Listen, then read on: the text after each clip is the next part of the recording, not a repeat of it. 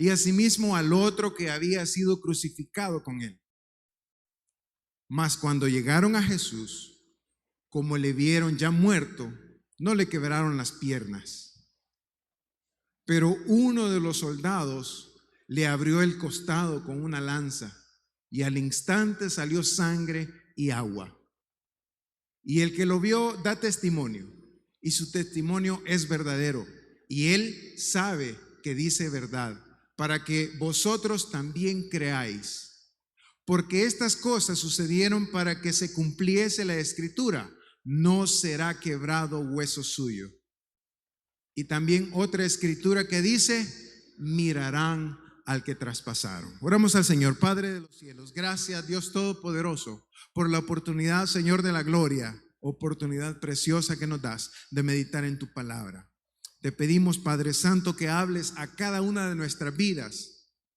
Así como este cuerpo material tiene necesidad de alimento material, nuestra alma, nuestro ser interior, que es espiritual, tiene necesidad de alimento espiritual. Ese alimento solamente puede venir de ti, Señor de la gloria. Ese alimento solamente viene de tu palabra, que vivifica el alma. En esta noche te pedimos que nos des el mensaje claro para cada uno de nosotros, en el nombre de Jesús. Gracias, Señor. Amén. Puede tomar su asiento, hermano, hermana. Vamos a hablar acerca de el último versículo, si me hace el favor de ponerlo, y vamos a ocupar la expresión: mirarán al que traspasaron. Ese es el título de esta noche: mirarán al que traspasaron. Y para estar hablando de ese acontecimiento precioso que hemos leído, un acontecimiento pues doloroso, decimos precioso por lo que representa, pero en esa porción que nosotros hemos leído, hoy vamos a tomar dos grandes verdades que hay ahí y las vamos a analizar un poco a la luz de la palabra de Dios, pero vamos a ver quiénes son los que mirarán al que traspasaron. Para eso yo le voy a pedir a mi hermano que me ayude con Apocalipsis 1:7. Gloria a Dios. Dice Apocalipsis 1:7. Gracias. He aquí que viene con las nubes, y todo ojo le verá, y los que le traspasaron, y todos los linajes de la tierra harán lamentación por él. Sí, amén. Hermanos, este es un versículo precioso que habla acerca del día del Señor, así claramente, ¿verdad? Pudo haber sido ese el título de esta noche, el día grande del Señor, pero vamos a hablar de mirarán al que lo traspasaron. Pero he aquí que viene con las nubes, y todo ojo le verá, y los que le traspasaron, y todos los linajes de la tierra harán lamentación por él. Hermanos, este va a ser un día grande, un día precioso, y vamos a estar viendo nosotros cosas o parte de las cosas que van a estar aconteciendo ese día glorioso, ese día grande, el día del Señor. Pero aquí nosotros podemos ver: he aquí que viene con las nubes, y todo ojo le verá, y los que le traspasaron también lo verán. Hermanos, el Señor Jesús fue necesario que viniese la primera vez, y Él vino encubiertamente. Él vino a pesar de ser Dios, a pesar de ser ese Dios que creó los cielos, la tierra, etcétera, todo lo que nosotros vemos, lo que no vemos, lo que no nos podemos imaginar. Él creó todo eso. A pesar de eso, dice la palabra de Dios que dejó su trono de gloria, que no tuvo nada a qué aferrarse, sino que se vino a nacer aquí como uno de nosotros. Y cuando Él nace, Él pues nace y crece como toda persona normal, de manera que él no resaltaba entre la multitud. Él no se crea, ¿verdad? Usted, siempre digo esto, no se crea usted con el Jesús de Hollywood. No, eso no es ni parecido. Él no tenía ojos azules, él no tenía el cabello largo, etcétera, ¿verdad? Es solamente para la película nada más, sino que él era como uno de los judíos, un judío más. De manera que él vino de una manera encubierta, pasó desapercibido 30 años, ¿verdad? No hizo milagros, no hizo grandes cosas, no hizo prodigios. Pasó 30 años y él comienza su ministerio. Entonces, hermanos, el Señor vino la primera vez, y cuando sea la segunda venida, entonces va a ser muy diferente. Entonces va a ser todo lo contrario. Dice su palabra, y nosotros hemos leído, que todo ojo le verá. Y hermanos, nosotros podemos entender eso ahora en estos días fácilmente, porque algún joven, ¿verdad?, puede decir: no, hombre, ya sé lo que va a hacer, que va a intervenir todos los celulares y todos los televisores y se va a proyectar cuando Él venga. Así todo ojo le va a ver. Eso es lo que nosotros pudiéramos entender hoy en nuestros días, que la tecnología está en su mayor esplendor. Pero si usted se hubiese hecho esta pregunta: ¿cómo es que todo ojo le verá? Hace, ¿qué le digo?, 1500 años. Ese hubiera sido una pregunta no tan fácil de responder. Imagínese usted cuando no habían televisores, no había nada más que solamente una antorcha y eso era todo lo que había en la noche. ¿Cómo es posible que todo ojo le verá? Hoy vamos a estar viendo eso. Pero lo que sí tenemos que tener seguro es que nosotros seremos arrebatados antes de que todo ojo le vea. Eso sí, eso lo vamos a estar viendo, y no a profundidad, pero sí nosotros, que somos la iglesia del cuerpo de Cristo, vamos a ser arrebatados antes de que esto acontezca. Nosotros nos vamos con el Señor antes que todo esto acontezca. Y hermanos, vamos a ver esa expresión en Zacarías 12. Ahí vamos a ver el versículo 9 y el 10, que es en una forma profética, como está diciendo Zacarías acerca de lo que hemos leído. Zacarías 12, 9 y 10. Dice la palabra de Dios: en aquel día yo procuraré destruir a todas las naciones que vinieren contra Jerusalén, y derramaré sobre la casa de David, sobre los moradores de Jerusalén, espíritu de gracia y de oración. Y mirarán a mí, a quien traspasaron, y llorarán como se llora por un hijo unigénito, afligiéndose por él como quien se aflige por el primogénito. Quiero pedirle a mi hermano que deje ahí este texto. Y hermanos, el Señor está hablando en primera persona. El Señor está hablando con toda propiedad. Derramaré sobre la casa de David y sobre los moradores de Jerusalén espíritu de gracia y de oración. Y mirarán a mí, dice el Señor, y mirarán a mí, a quien traspasaron. Hermanos, esta es una porción que nos llama a nosotros a recordarnos quién es el Señor Jesús. Simplemente, ¿quién es el Señor Jesús? Y mirarán a mí, a quien traspasaron. Está hablando Dios. Yo sé que nosotros no tenemos ninguna duda de que Jesús es Dios, para la gloria de Dios Padre. Pero hay, hermanos, le puedo decir, controversia en eso, aunque no existe alguna, ¿verdad? Dicen que Jesús no es Dios, dicen que Jesús, etcétera, etcétera, un profeta, etcétera. Pero la misma palabra está hablando. No sé qué harán esas personas, esas denominaciones, esas sectas No sé qué harán estos versículos, no sé en realidad, ¿verdad? ¿Qué harán? Pero yo le quiero leer ese versículo y dice la palabra de Dios en esta versión: y derramaré sobre la casa de David y sobre los habitantes de Jerusalén espíritu de gracia y de oración, y mirarán a mí, al Eftab, al que traspasaron, y llorarán como se llora por causa del unigénito. Esa palabra, al-Eftab, quiere decir el primero y el último, pero no en griego, sino en hebreo.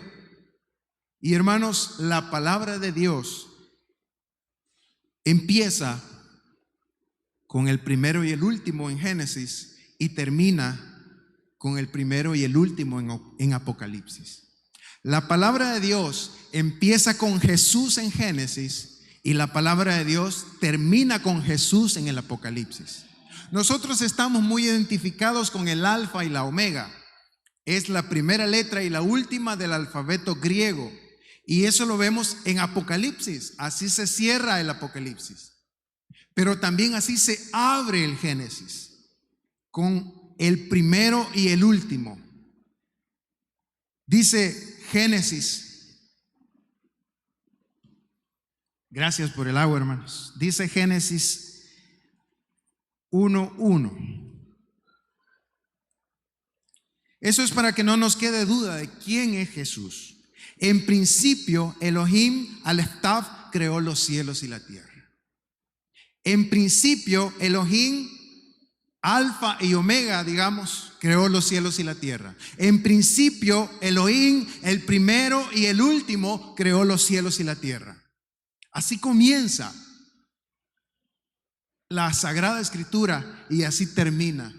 Es decir, hermanos, que hablar de que Jesús es Dios para nosotros es algo que nos llena y nos vivifica el espíritu, porque sabemos que Dios vino a padecer por usted y por mí.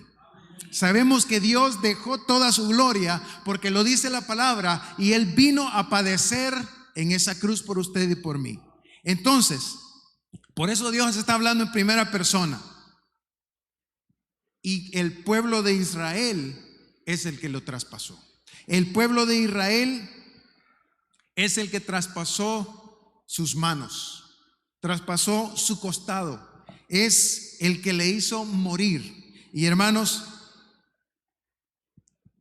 ese acto a nosotros no nos tiene que causar rechazo. Esa sería una palabra correcta. No nos tiene que causar rechazo hacia el pueblo de Israel, porque eso tuvo que ser necesario, porque estaba escrito para que usted y yo alcanzásemos esa salvación.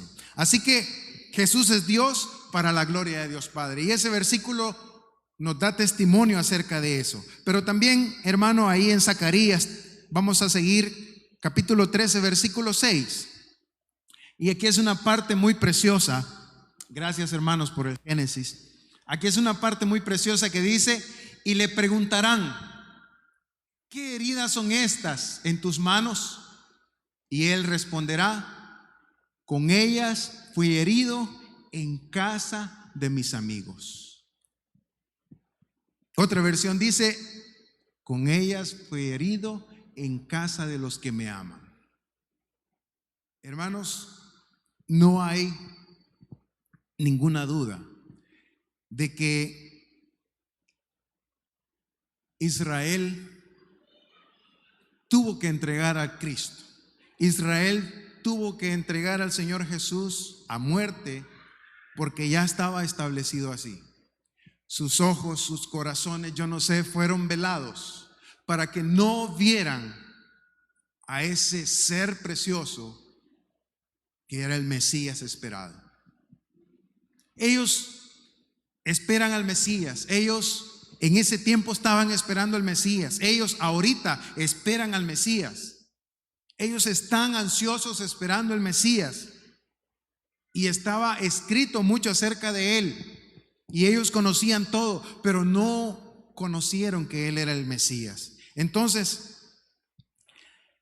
la única manera Y en ese versículo está: la única manera de que Israel pueda ver que ese es el Mesías, que el Señor Jesús es el Mesías, es solamente por un derramamiento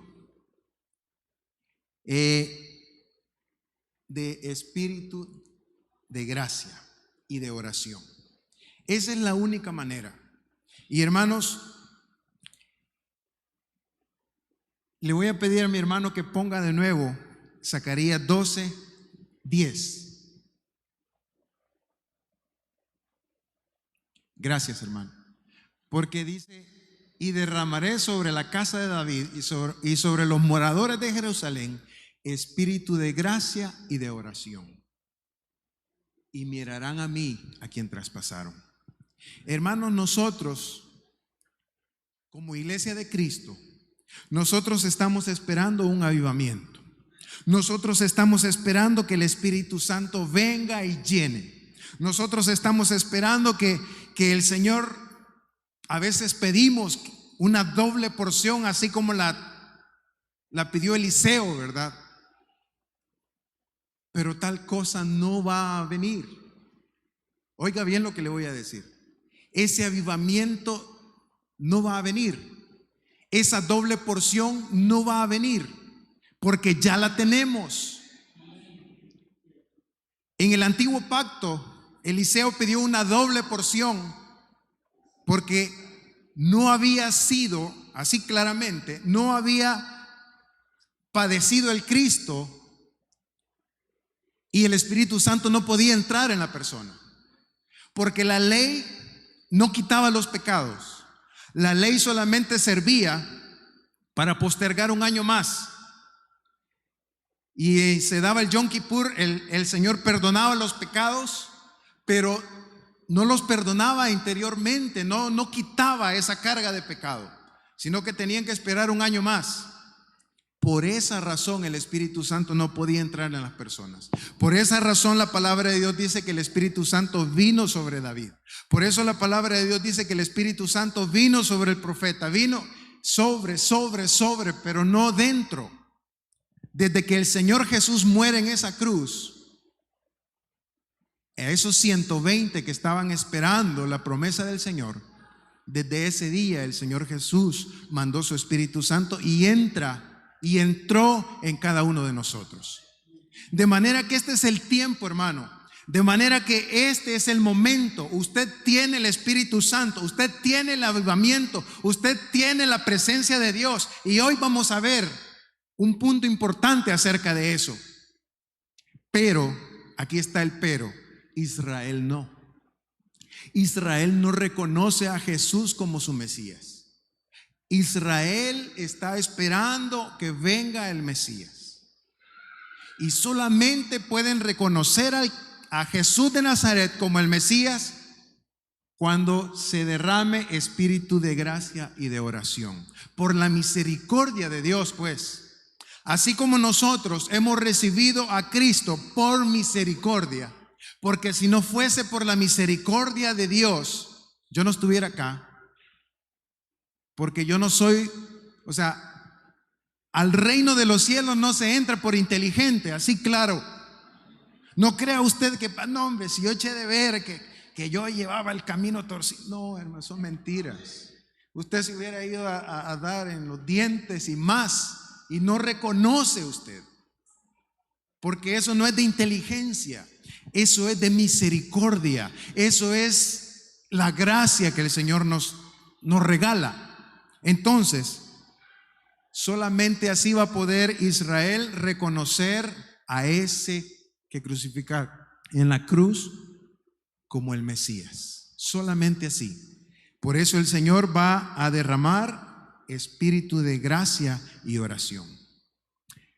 Y nosotros al inicio leímos esa porción de donde viene ese versículo que hemos ido a ver a Zacarías, pero le voy a pedir a mi hermano que leamos nuevamente Juan 19:37. Juan 19:37. Dice la palabra de Dios: y también otra escritura dice: mirarán al que traspasaron. Y eso, hermanos, se refiere a ese pueblo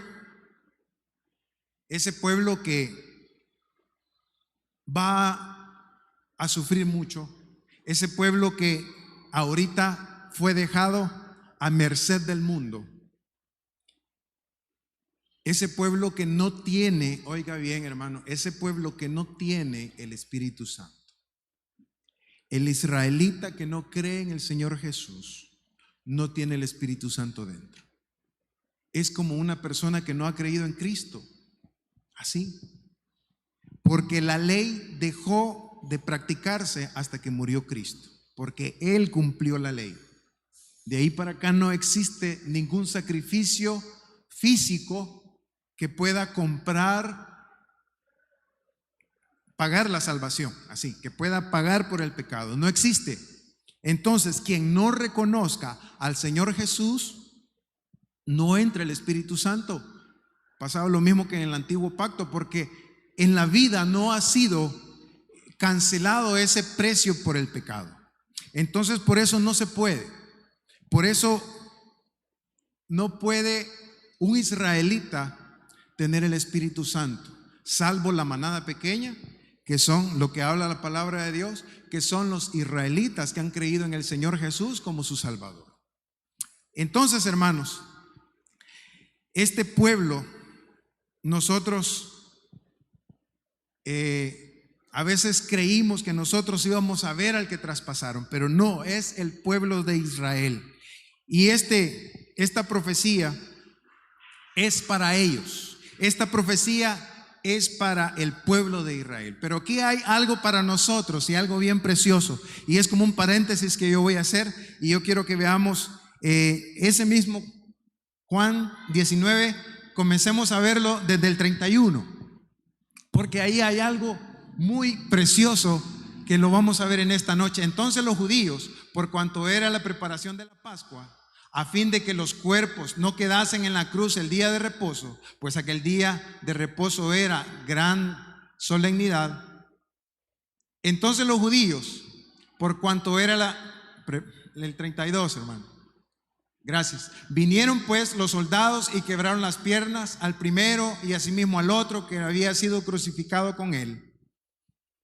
Mas cuando llegaron a Jesús, como le vieron ya muerto, no le quebraron las piernas, el 34, pero uno de los soldados le abrió el costado con una lanza y al instante salió sangre y agua, el 35. Y el que lo vio da testimonio y su testimonio es verdadero y él sabe que dice la verdad para que vosotros también creáis. Porque estas cosas sucedieron para que se cumpliese la escritura, no será quebrado hueso suyo. Eso es lo que quiero que veamos. Esa promesa sí nos abarca a nosotros. Esa promesa preciosa sí es para nosotros también. Esa segunda profecía, hermanos, no será quebrado hueso suyo. Eso, hermanos, tiene que ver con Éxodo 12:46. Tiene que ver con este corderito. Éxodo 12:46. Recordemos a qué viene, no será quebrado hueso suyo. Se comerá en una casa y no llevarás de aquella carne fuera de ella, ni quebraréis hueso suyo. Están hablando del corderito que asaban para celebrar la Pascua. Ese corderito no le podían quebrar un hueso.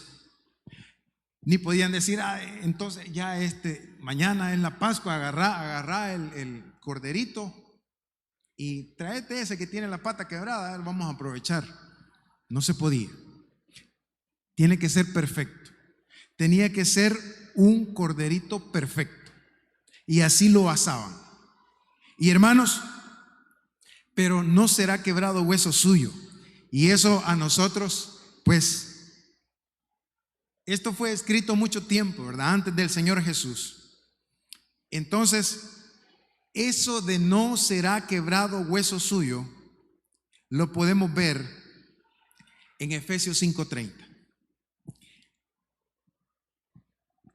Hermanos, aquí ya estamos nosotros. Efesios es la gracia ya. Efesios 5:30, porque somos miembros de su cuerpo, de su carne y de sus huesos. Lo leo de nuevo. Porque somos miembros de su cuerpo, de su carne y de sus huesos. También en 1 Corintios 15, no me acuerdo muy bien, hace referencia de esto, que nosotros somos el cuerpo de Cristo. Hermanos, el cuerpo de Cristo, o sea, la iglesia de Cristo, llamémoslo así, está compuesto por esa carne y esos huesos del Señor Jesús. Imagínese usted hasta dónde llega. Este versículo es un versículo precioso. Este versículo nos enseña a nosotros ese grado tan profundo de intimidad que nosotros tenemos con el Señor Jesús. Esa relación tan íntima, esa relación que va más allá, hermanos. Va más allá de tener un Dios, tener un Dios. Esa relación que va más allá de decir, no, si yo creo en Dios. Esa relación que va mucho más allá, a tal grado de que nosotros tenemos su carne y tenemos sus huesos. El Señor y nosotros somos un solo cuerpo, dice su palabra. Y esto, hermanos, este versículo es grandísimo, porque no podía romperse hueso suyo. ¿A qué viene? No podía romperse hueso suyo. Yo quiero que rápidamente veamos Juan 17:12. Juan 17:12. Gloria a Dios.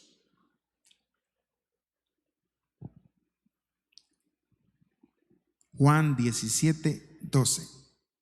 Gracias, hermano. Dice: cuando estaba con ellos en el mundo, yo los guardaba en tu nombre. A los que me diste, yo los guardé. Y ninguno de ellos se perdió, sino el hijo de perdición, para que la escritura se cumpliese. Hermanos, el Señor Jesús, a todos los que se le fueron dados, a ninguno perdió.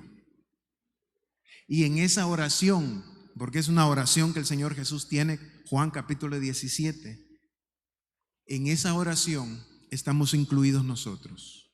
En esa oración nos alcanza a nosotros. Voy a pedir que a nuestros hermanos que busquemos en Juan 6:37. Sigue hablando el Señor de ese mismo tema. Juan 6:37, vamos a leer hasta el 40. Todo lo que el Padre me da, vendrá a mí, y al que a mí viene, no le echo fuera, porque he descendido del cielo, no para hacer mi voluntad, sino la voluntad del que me envió. Y esta es la voluntad del Padre, oiga bien, y esta es la voluntad del Padre, el que me envió, que de todo lo que me diere, ¿verdad? Es un verbo que no está sujeto al tiempo, o sea, no es todo lo que me dio, ni todo lo que me va a dar, todo lo que me diere, no hay tiempo en esa palabra. Esa palabra es eterna, se puede decir. De todo lo que me diere, no pierda yo nada, sino que lo resucite en el día postrero. Hermanos, esta verdad, o sea, esta encomienda recibió el Señor Jesús. Esta palabra recibió el Señor Jesús del Padre, que todo lo que le ha dado el Padre, Él no pierda nada, sino que lo resucite en el día postrero. Nosotros somos, como vimos, hueso de sus huesos y carne de su carne. Por eso no podía quebrarse un hueso del Señor Jesús. Por eso no podía quebrarse un hueso del corderito que sacrificaban. Por eso no podía quebrarse un hueso del Señor Jesús, porque Él es la representación del corderito. Alguna vez lo dije y lo repito, en Apocalipsis tendría que decir corderito, no cordero, porque ese corderito todavía mamaba, todavía estaba de un año para abajo, un año. es un cordero indefenso, un cordero tierno. Ese es el Señor Jesús. Entonces, hermanos, no podía quebrarse hueso suyo. Y nosotros somos hueso de sus huesos y carne de su carne. Esa es la razón por la cual la salvación no se pierde. Pero tengo que ser responsable también acá, porque al decir la salvación no se pierde, como que estamos abriendo la puerta, ¿verdad? Dele.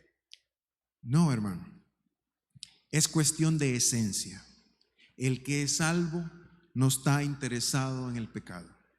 El que es salvo no practica el pecado, dice Juan. Por el momento ahí nos vamos a quedar. La salvación no se pierde, pero tiene condiciones la salvación, porque es cuestión de esencia. Y ahí viene el trigo y la cizaña, ahí viene etcétera, un montón de cosas que tendríamos que hacer las diferencias, y que en algún momento es necesario hablar de ese tema, porque es muy necesario tenerlo claro. Pero las ideas generales son esas. La salvación no se pierde, pero el Hijo de Dios no está interesado en pecar, pero el Hijo de Dios no practica el pecado, ¿verdad? Dejémoslo ahí. Entonces, por eso no podía quebrarse hueso suyo. Por eso es que nosotros vamos a ser resucitados en el día postrero. Y hermanos, mirarán al que traspasaron y esas heridas en sus manos, dice, y le van a preguntar: ¿qué son esas heridas en tus manos? Estas heridas fueron hechas en la casa de los que me aman. Entonces, hermanos, nosotros hemos visto así rápidamente esa parte, pero todavía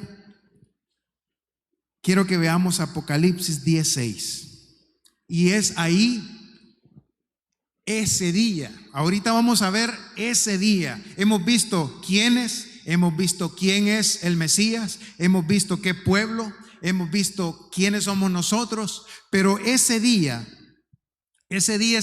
dice: y juró por el que vive por los siglos de los siglos, que creó el cielo y las cosas que están en él, y la tierra y las cosas que están en ella, y el mar y las cosas que están en él, que el tiempo no sería más. Isaías 34:4. El tiempo no sería más. Y esta es la profecía de Isaías, que tiene su cumplimiento en Apocalipsis. Y dice: y todo el ejército de los cielos se disolverá, y se enrollarán los cielos como un libro. En realidad es como un rollo, ¿verdad? Y se enrollarán los cielos como un rollo, y caerá todo su ejército, como se cae la hoja de la parra y como se cae de la higuera. Se enrollarán los cielos como un rollo. Y aquí ya voy dando respuesta a eso de que cómo es que todo ojo le verá, cómo es posible que todo ojo le verá, y eso a nosotros quizás nos causa asombro o una expectativa. Mateo 24, 29 y 30. Mateo 24, 29 y 30. Dice: e inmediatamente después de la tribulación, aquí ya vamos ya hablando un poquito términos más conocidos, e inmediatamente después de la tribulación de aquellos días, el sol se oscurecerá y la luna no dará su resplandor, y las estrellas caerán del cielo, y las potencias de los cielos serán conmovidas. El versículo 30. Entonces aparecerá la señal del Hijo del Hombre en el cielo, y entonces lamentarán todas las tribus de la tierra, y verán al Hijo del Hombre viniendo sobre las nubes del cielo con gran poder y gloria. Así va a ser. Cuando ese cielo sea enrollado como un rollo,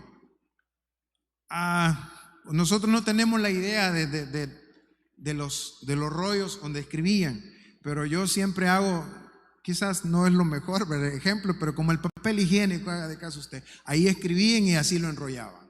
Entonces el cielo se va a enrollar como algo así, y va a aparecer el Señor Jesús. Entonces el Señor va a aparecer, fíjese usted, al final de la gran tribulación. Inmediatamente comienza el día del Señor. El Hijo del Hombre, dice, el Hijo del Hombre. Cuando usted vea en la palabra de Dios, el Hijo del Hombre, viene juicio. Viene juicio inminente. Entonces, hermanos, cuando empiece el día del Señor, el tiempo va a ser quitado. El tiempo no va a existir más. Y hay una parte de la palabra del Señor que dice así: el tiempo no va a existir más. Pero por cuestiones de tiempo no lo vamos a ver. Pero eso sí, hermanos, ese día va a ser un día terrible. Va a haber lamento, va a haber de todo. Porque nosotros sabemos, sabemos que el universo está en expansión constante, y de las fuerzas que hay en el universo, ¿verdad? Las fuerzas hablando físicamente, ¿verdad? La gravedad, hablando, quisiera mencionar, al menos 4, ¿verdad? La expansión, la contracción, la gravedad y el traslado, que es el tiempo. Pero cuando la expansión y la contracción logren un equilibrio, es decir, que el universo ya no pueda expandirse más, entonces va a ser el caos completo. Y esto es algo solamente para aclarar cómo va a ser ese día. Entonces, cuando el universo alcance ese equilibrio, va a ser una catástrofe completa. Y hablo así porque se puede explicar científicamente eso, así como el llamado Big Bang se puede explicar bíblicamente también, porque todo tiene que concordar al fin de cuentas. Al fin de cuentas todo tiene que casar, ¿verdad? Todo tiene que embonar exactamente. Pero ya no habrá más tiempo. Esa línea del tiempo, así como en Génesis comenzó el tiempo con la luz, cuando el Señor Jesús llamó a la luz, ¿verdad? Y resplandezca la luz en la tiniebla, ¿verdad? O trascienda la luz, en ese momento comienza el tiempo. Antes de la luz no había tiempo, y tiene su razón y no la voy a explicar, ¿verdad? Entonces, cuando todo se ha enrollado, termina el tiempo, y es el día del Señor. Es el día grande y terrible del Señor. En ese momento todo ojo le verá. Así como dice la palabra de Dios, ¿verdad? El rayo se muestra del oriente hasta el occidente. Todo ojo le verá y será la lamentación. Yo le voy a pedir que se ponga sobre sus pies. Hermanos, lo que sucede es lo siguiente. Si usted quiere, lea Apocalipsis y dice la palabra de Dios que va a desaparecer la tercera parte de los habitantes de la tierra. ¿Cuánto es eso? 7,000 millones entre 3, y esa es la respuesta. Es mucha gente. Las islas van a desaparecer. Es un día grande y terrible, porque el Hijo del Hombre viene a juzgar. El Hijo del Hombre viene con esa vara a juzgar, y nosotros ya no vamos a estar ahí. Nosotros no tenemos nada que ver en medio de todo eso. El Señor va a venir a pedir cuentas al mundo cómo ha tratado a Israel, porque Israel, como repito, ha sido dejado a la buena del mundo. Las naciones hacen con Israel lo que quieren, pero ese día van a tener que dar cuentas. Pero nosotros no somos llamados a eso. Nosotros no somos llamados a esa, ni siquiera a la tribulación. Nosotros somos llamados a la boda del Cordero. Nosotros somos tratados como la novia de Cristo. Nosotros somos tratados con paños húmedos, como dicen, ¿verdad? Así, con qué delicadeza. Nosotros, hermanos, somos bienaventurados. Pero tenemos, hermanos, nosotros que luchar siempre de que en nuestra vida el primero sea el Señor Jesús. Que todo vaya orientado hacia darle esa gloria y esa honra al Señor Jesús. Y de esa manera nosotros nos vamos con Él.